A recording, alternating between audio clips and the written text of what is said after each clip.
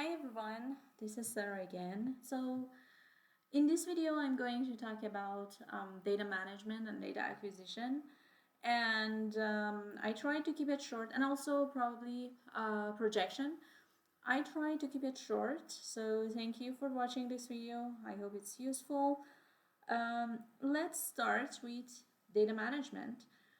So one thing that's very important in GIS is that you create folders and you basically arrange those folders very accurately, because otherwise if you put everything in one folder, that will become pretty hard for you to separate different files, because each GIS shapefile includes 7 different files, one shapefile, one and 6 other support files, and they should go together to for your shapefile to work. And it's pretty important that we manage the files very accurately. So what I usually do, let me show you. This is my folder, the folder for this class, and this is GIS folder. So I usually create a data file. So these are assignments and other stuff. I create a data file, and then I create a data folder, sorry, and I create a folder for each city that I work with. Let's say Denver, another folder for Boulder. We are not working with Boulder data for this course, so Denver is enough. And then maybe in another course, in another studio, you worked with data from different cities.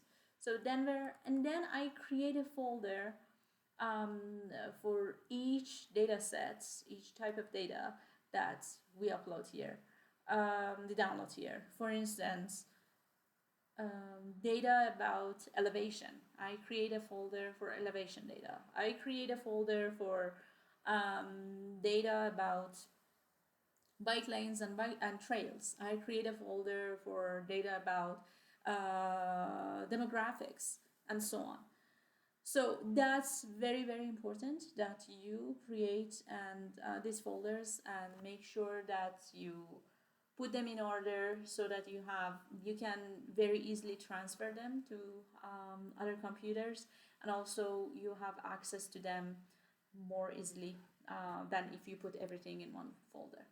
Okay, and then we are going to talk about data acquisition.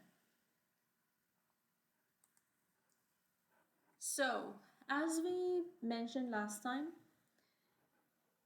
we have different types of data. We can categorize data into 2 major types: primary data and secondary data. Primary data are those types of data that we go to the field and we collect them. We go and do surveys, interviews, participant observation, neighborhood audits, and so on. We have when we go to the field, we need, for GIS data, we need to capture we need to geocode the data. We need to capture the geographic identity of data. So we need to use GPS to do that. Or we can use a map and digitize the map. So in this class, we are not going to work with primary data. That's for advanced GIS, and we are not going to do it in this class. In this class, however, we use secondary type of data, and those are the data that have already been collected by different organizations, and they're open source data. They share it with public for free. There are some data that we need to pay for that, but for this studio, they are not going to use those data. Those are very specific data. So, for different types of data, we can get them from different sources. Environmental data, sociodemographic data, and so on. We can get them from different sources. So I will share this website with you, but this website talks about different types of data and how you can get those data from. But in general, usually government organizations, state organizations, local organizations, municipality, um, basically share those data for free. USGS, the U.S. Geological Services, is a very important source of data about natural features, including elevation, including soil types, and so on. So if you go to the USGS website, you see that you can search maps by topics. You can like energy, environmental health, geology, and so on. And also you can see some of those data. So if you click on GIS data, you can see all these GIS data types that have been listed here. The thing is that these data that's prepared by USGS are usually raster data, and you need to do some analysis to make them vector data. The good news, however, is that local agencies and government agencies usually get those data and clean them up and make them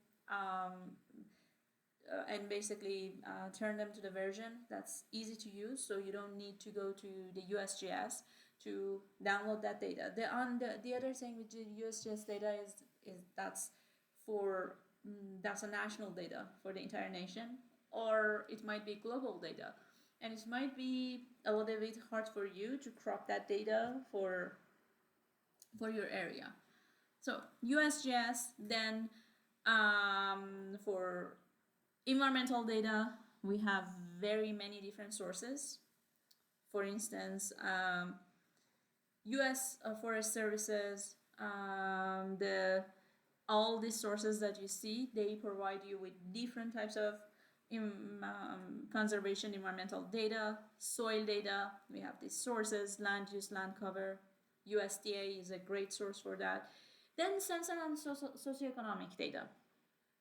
The most important data source for census and socioeconomic data is basically census.gov. So if you go, let me go back.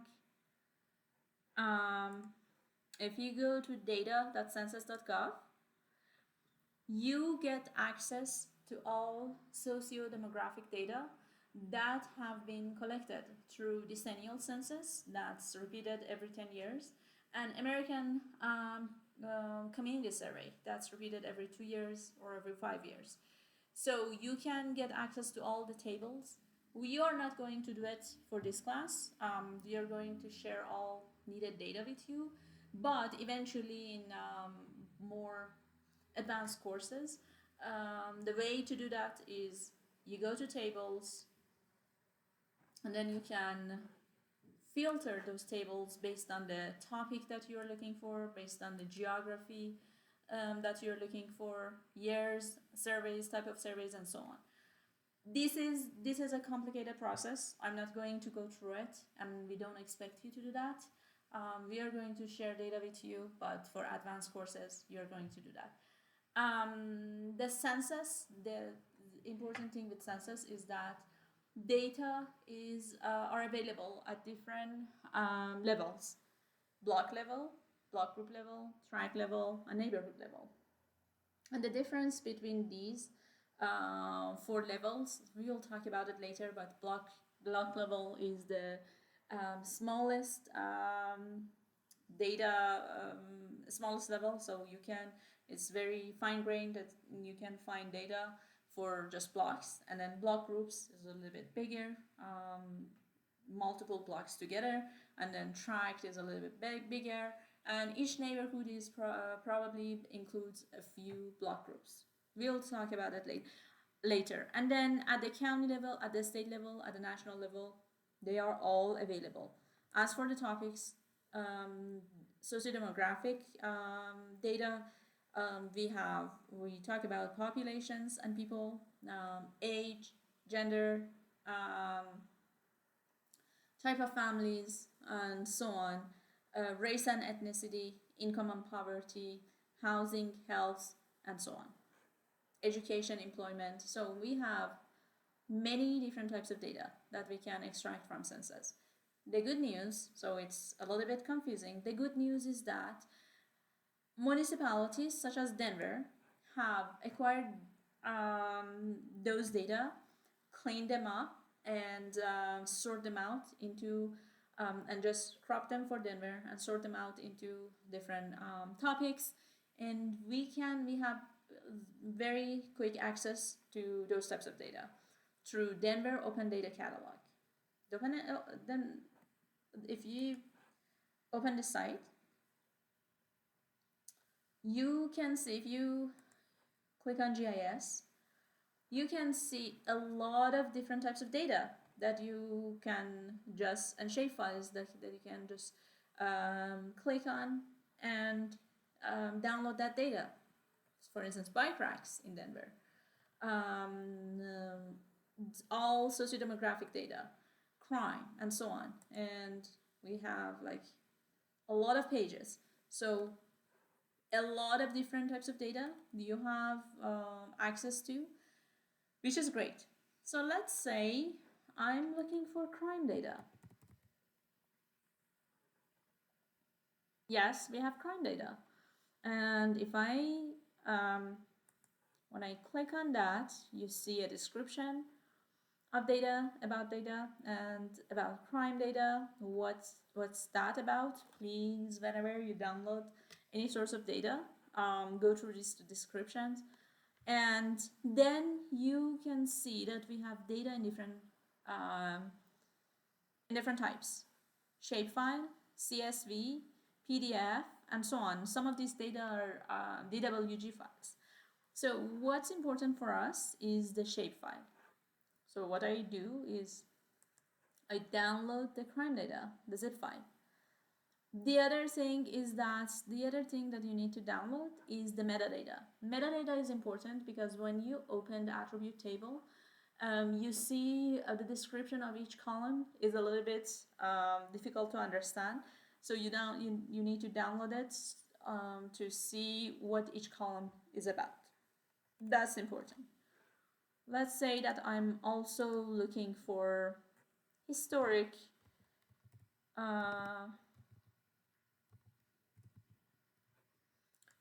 data. So downtown Denver Historic District. That's great data. Let's download it and see how we can use it. Or historic landmarks, that should be the same as crime. It should be point data. So I want to show you how this downtown Denver Historic District is a polygon. So I download it. That's another data. Great. Before I go and show you how to add those data to ArcMap, I wanted to show you another data source. So if you, I will share with you this website. It's about sources of data for different purposes, social and demographic data, for instance. This Social Explorer is a very, very good source of data. If I open that and go here, you need to log in to get access to this data. So you can, I have already logged in here. You can use your identity and password to log in. The only thing with this data is that it's at the national level. So you basically can explore maps. You see different maps, even COVID-19, decennial census, 2010, election data, crime data, but this is at the national level. So at any point, if you cannot find a very specific data through Denver Open Catalog, you can definitely find it here. The other data sources that has been mentioned here, Google Public Data, data search, US Census data that I showed you, and many, many other sources, environmental data. You have EPA data, data.gov. This is also very, very good source of data, especially for economic data and so on, but this is again at the national level. USGS, we talked about it. NOAA also has also provides a lot of information about environmental data, economic data. You can use World Data Bank, UN data from the UN, and so on. The only thing is that again, these data is are at the global or national levels, international data, and so on. And they came up with these strategies for finding statistics and data. So usually we first search it in Google, like we are looking for GIS data about this, and then look for agencies such as USA.gov, data.gov, and then check the library resources. These, so we are lucky that we have this resource, and Philip White is basically in charge of this data repository. I sometimes, when I cannot find a sort of data, I email him, and he's very good in answering those questions. So please don't hesitate to email him at any point. The other source of data is DRCOG. So DRCOG is a Denver Regional Council of Governments. They also provide data and information, and you can very go back. You can very easily go to data maps and modeling and find those data. Those data are at the regional level, and you can click on this data and download them. The thing is that usually Denver Open Data Catalog basically covers all those data as well. But no worries, whatever type of data, types of data that you need, we will share them with you. So don't worry about that. Okay, so I downloaded crime data and historic data about historic districts from Denver Open Data Catalog. Now let's see how I'm going to work with those. I go to downloads, and you see that we have these two data sets, and those are zipped. So I select those, Control X, I cut them, and then go back to my file. So was under GIS data, so GIS data, and then Denver, and then I can just paste these two files here, right? Okay, so the first thing that I need to do is that these data, these folders are zipped, so I need to unzip them. So right click, extract all, extract it. So as you see, as I mentioned, this folder includes the shapefile, and 6 more support files. So please make sure not to change these files, not to move these files, because otherwise the shapefile does not work. And I also extract this folder here. So when you extract them, you can just delete the zip files. We don't need them anymore, right? Great. Now what I'm going to do is that I'm going to open ArcMap.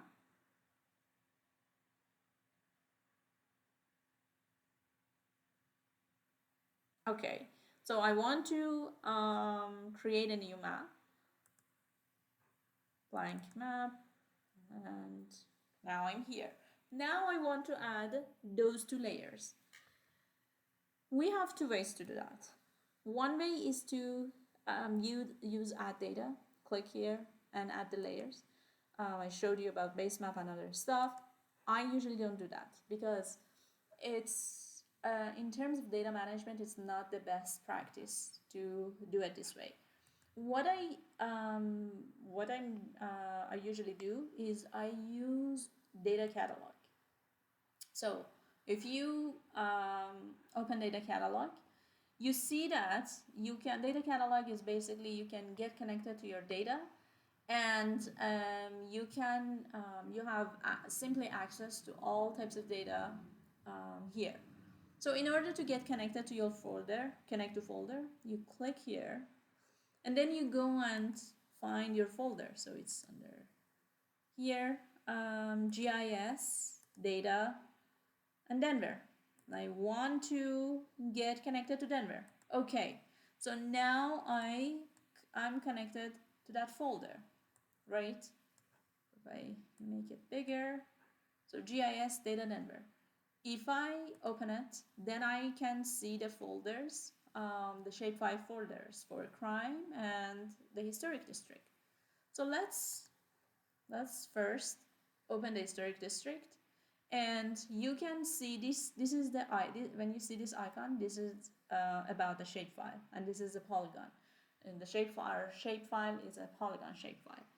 So if you drag and drop this file here, you see the basically you can display this file here.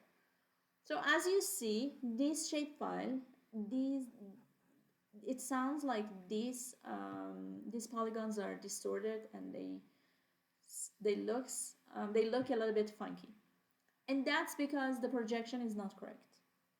Even they don't look distorted, the first thing that we always do is to correct the projection. So in order to correct the projection and coordinate systems, I right click on layers, go to properties, and I just type Colorado, search for Colorado. So our projection, in order to correct our projection, we go to projected coordinate systems, open it, state plane, open it, and we are working with NAD 1983 2011. So for Colorado, we have 3 projection systems: south, north, and central. Denver is in central Colorado. We select it, apply. It says that the coordinate system, the projection is different from this. Do you want to change it? Yes. And okay. Yes. Okay. So now I'm basically positive that this coordinate system is correct. So if the first thing that we always do is to make sure that we apply the correct projection coordinate system to our maps, because otherwise, although the maps may look fine, but if that's not correct, that will affect all our analysis and measurements, and that's not good. And I will talk more about projection and why it's important later, but for now, that's the first thing that we do. And Denver is Colorado Central, and you can simply find it. Then so we have crime. When you open crime, we have crime as shapefile, but this is a point data. This is polygon, this is point. So I basically drag and drop this data here. So again, it says that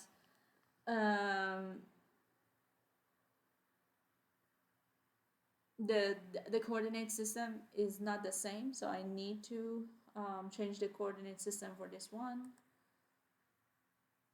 Okay, so I go back to crime properties to make sure the coordinate system is, so go to sources, set data source, sorry, to make sure.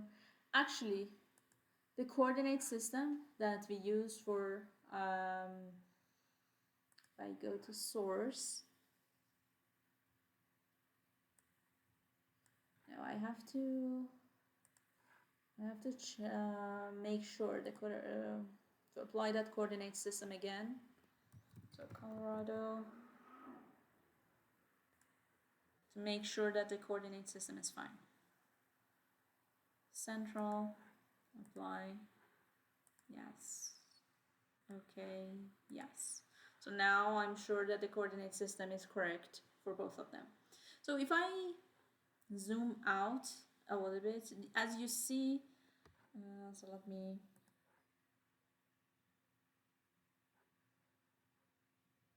this is for Denver.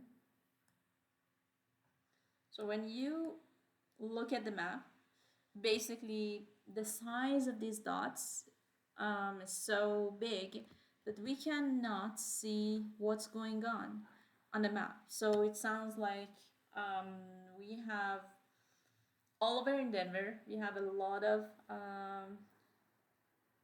crime is happening all over in Denver.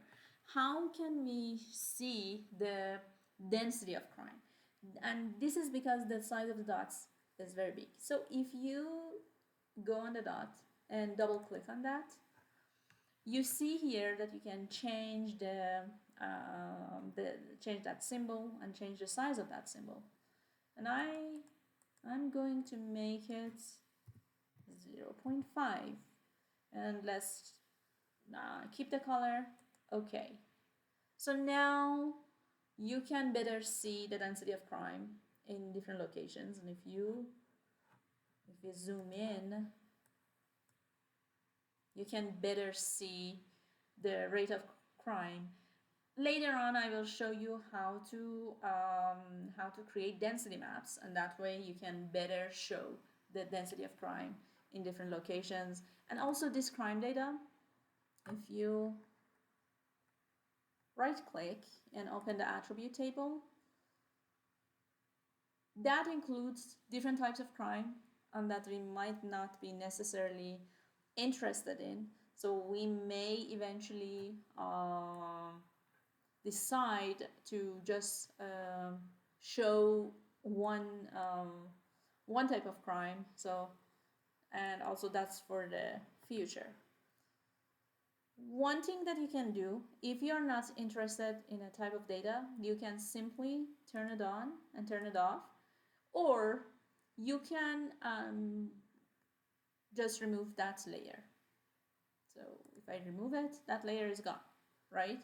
Now I can see only downtown Denver Historic District. And if I right click, open attribute table, you can see the name of the building, why that's the district is important, the address, and a lot of other information.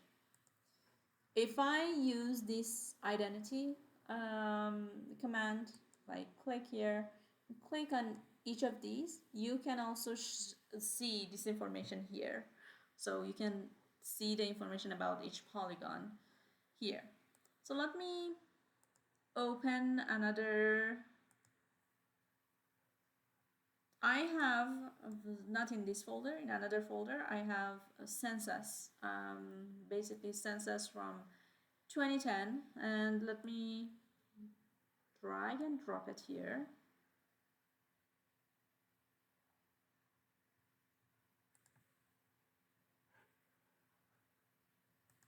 And this is for Denver.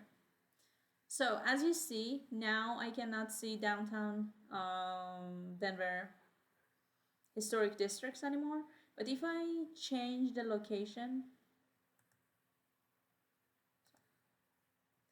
if I bring this down, if I change, if I put the census thing underneath downtown Denver historic districts and change the color of this polygon to another color, let's say red, then you can see that historic district. If I zoom in, you can see that historic district here. So in order to change the visibility of different layers, you can change the organization of layers. If I open this file, this data set, the decennial census, if I open the attribute table, you can see that we have a lot of information here about population, about ethnic groups, about sex and gender, about age, and so on, about housing, about employment, unemployment, about income, and so on. So sometimes I'm going, let's say for the next map, I'm going to show the percentage of children or the percentage of people under 18 years old in Denver. And here we don't have that percentage, but we have data about children less than 5 years old, 9, up to 10, 10 to 5 to 9, 10 to 15, 15 to 18, and 18. So in order to show that, I need to add all of them together and then divide it by the total population of that block group or block or census tract. This is the thing that I'm going to talk about next time, how we can do these calculations in GIS and then display that information. So for now, let's wait for the next session, and I will show you how to do it in the next session. Good. So next time in class, I'm going to show you how to display different information, different types of information. But for now, you learned how to download shapefiles, how to put them in a right folder, and how to connect that folder here to ArcMap and basically drag and drop those shapefiles here. You can simply remove the layer, or I recommend not to remove it unless you definitely don't need that layer, but you can turn them on and off. And also the most important thing, you learned about the projection. So coordinate systems, please always make sure that you're on the right coordinate system. Current coordinate system is NAD 1983 2011 Colorado Central, which is great. But if you are not sure, just search for Colorado every time that you add a layer, and then search for Colorado. It brings projected coordinate systems, state plane. You go to NAD 1983 2011, and then select Colorado Central for Denver. For Boulder, that's different. It's Colorado North, but for Denver, it's Colorado Central. And then apply. Yes. Okay. Yes. Great. And this way, you're sure that your projection is correct, and whatever analysis that you do here is accurate. Thank you so much for watching this video. If you have any questions, let me know. Otherwise, next time we'll talk about displaying data and manipulating data. Have a good day.